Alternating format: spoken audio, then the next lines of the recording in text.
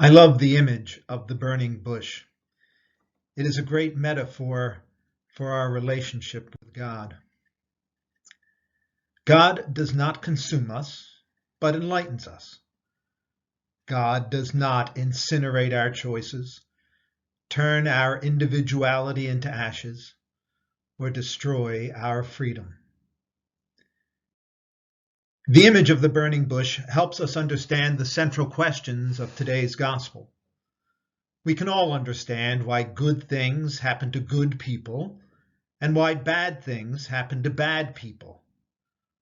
But why do bad things happen to good people?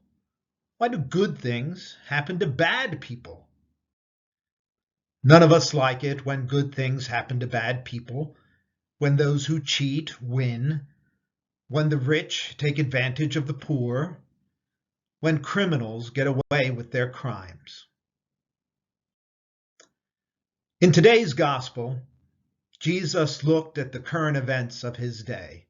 If there had been newspapers, these stories would have probably made it in the headlines. The Galileans who were killed by Pilate. The people of Galilee hated the Romans and were constantly in rebellion, and Pontius Pilate must have killed many of them in his time as procurator. There was a construction project near the temple. They were controlling the water flow in the system, and the tower that they built collapsed, and 18 people died. And from those stories, Jesus made a conclusion that he shared with the people. Let us take a look at the headlines of our day and see what conclusions we have. There is the war in Ukraine, where millions of people are now refugees, and 109 babies to date have been killed. There was the car crash in Texas that killed 8 members of a golf team, 7 players and the coach, and the driver in the other car. There are extensive wildfires in Texas that threaten the state and the livelihoods of many people. There is a new variant of COVID, and people are not taking the precautions that they should. My reflection on all this came about because I lost my best friend, Tom. He was killed in a car accident.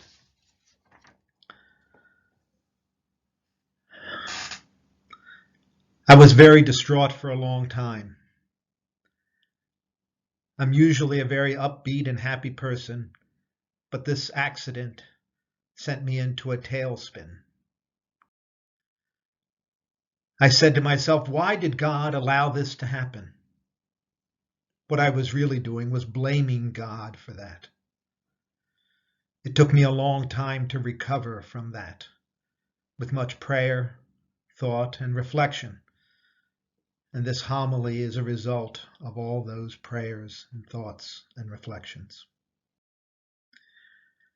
After all that, I came to just one conclusion.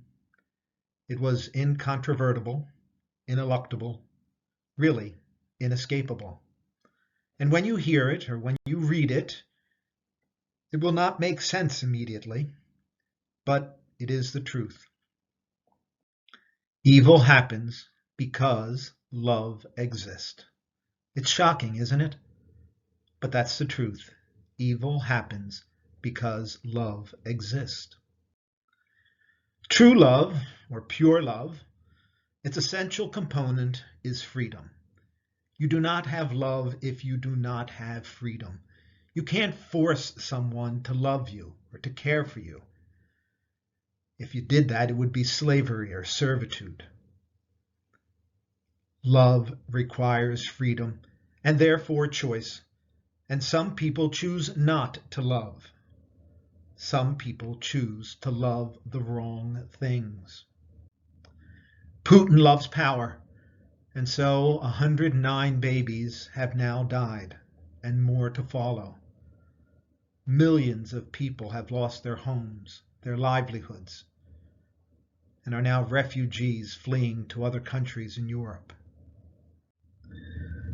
We choose to eat the wrong foods and drink too much alcohol, and our rates of diabetes are out of control.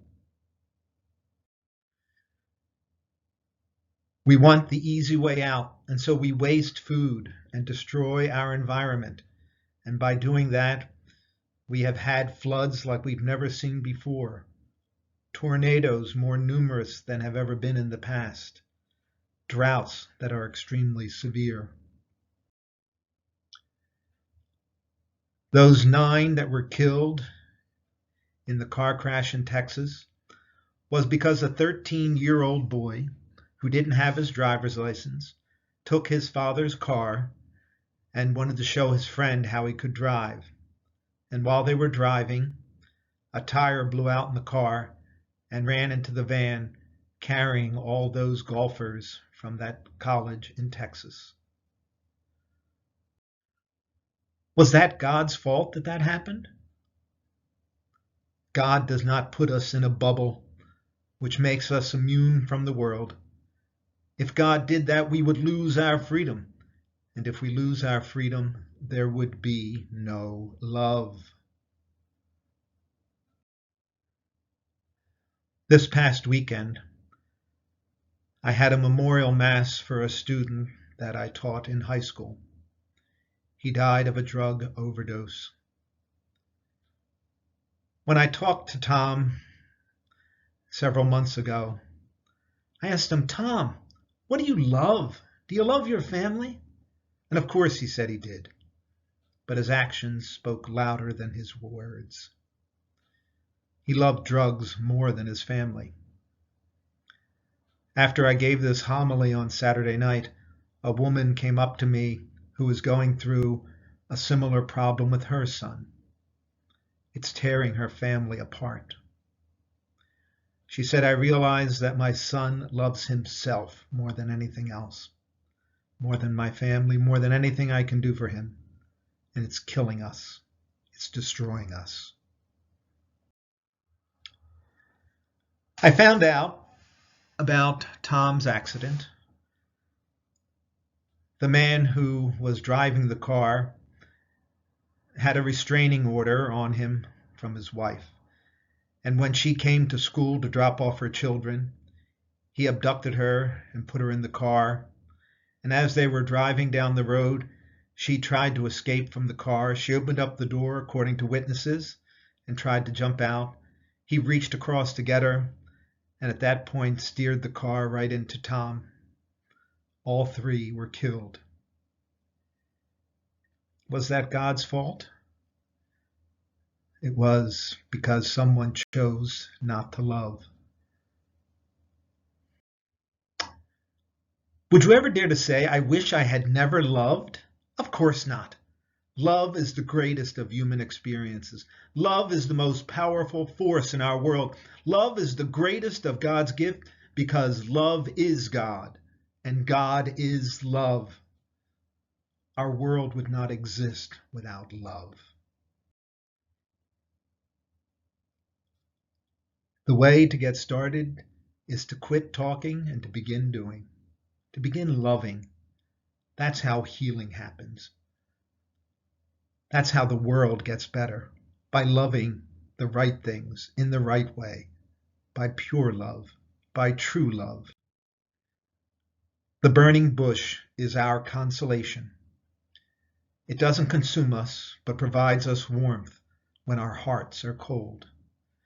It doesn't destroy us, but it illuminates the way that we need to go, the path that we need to follow to be healed.